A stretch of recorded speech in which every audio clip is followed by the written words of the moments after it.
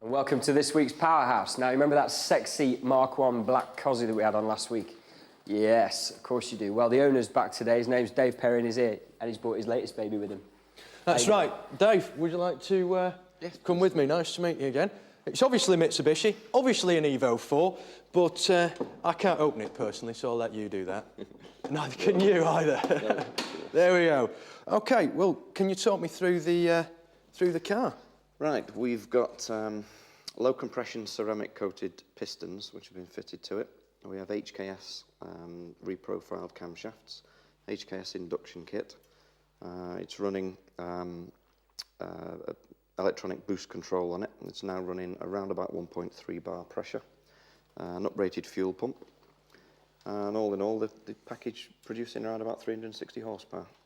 Which is quite tame, really, for an Evo 4, isn't it? It's yes, not too bad, not too bad. Now, there's lots of little trick bits, but most of them happen on the inside of the car. They do. Now, I like these personally, so can you show them to me again, and I can get even more enjoyment out of them? No problem, no problem. Right. Right. Where do we start? Yeah, exactly.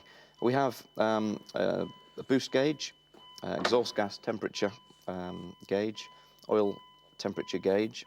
We have down here the little black box which electronically controls the car's boost pressure and is able to switch from low to high boost. And we have here another little gizmo which gives you a head-up display on the windscreen. Right, so that's what this is for? That's right. Yeah, it's got nothing to do with breakdown recovery then? No, nothing to do with it. Nothing to do with that. It gives you an RPM readout, a miles per hour readout, and will even tell you your 0 to 60 times on your standing quarter mile times. It's quite handy in a car with as much power as this. This is true. Yeah, it's very, very trick. Well, are you happy with this car?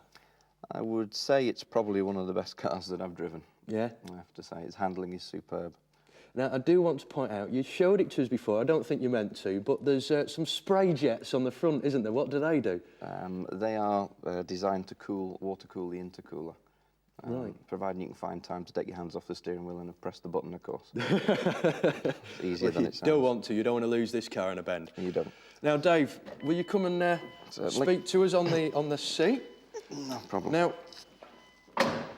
well, as we go over, you actually own the garage, don't you? We do. Yeah. And so what do you actually do? What do I do? Yeah. For my sins, I run the place. The garage itself is a compilation of two garages. One is called DP Motorsport and the other one is called 930 Sport. 930 Sport has been going for 8 years and is mainly concentrating on Porsche service, repair and tuning.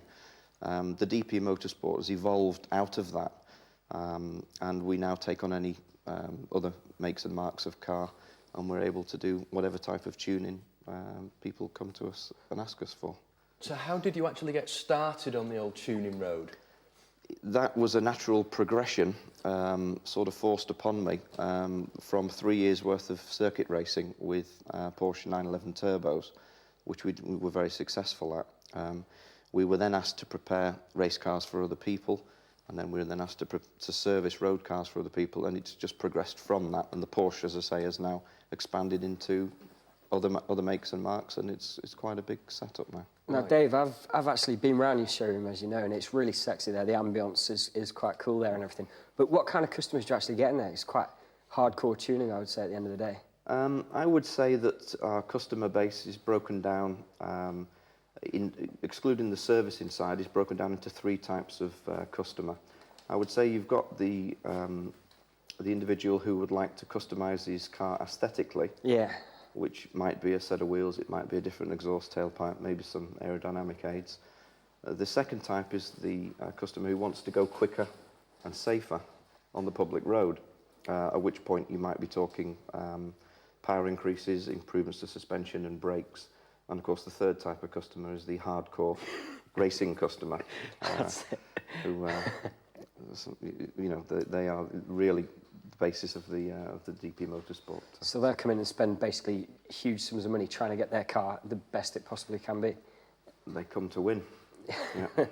For nothing else normally. That's excellent. But you know, what types of tuning are there that you actually get sorted out there? As far as the actual engine tuning goes, what kind of degrees? I would say that the tuning can start off with something as simple as an air filter and an exhaust system, and can progress to something as deep as a full engine strip with tuning components from America or Japan. So there's two extremes of the spectrum, but we can do anything in between. Splendid. Excellent. Dave, thank you very much for coming along today It's a pleasure, and bringing this fabulous car. Thanks a lot, Dave. Pleasure. Cheers.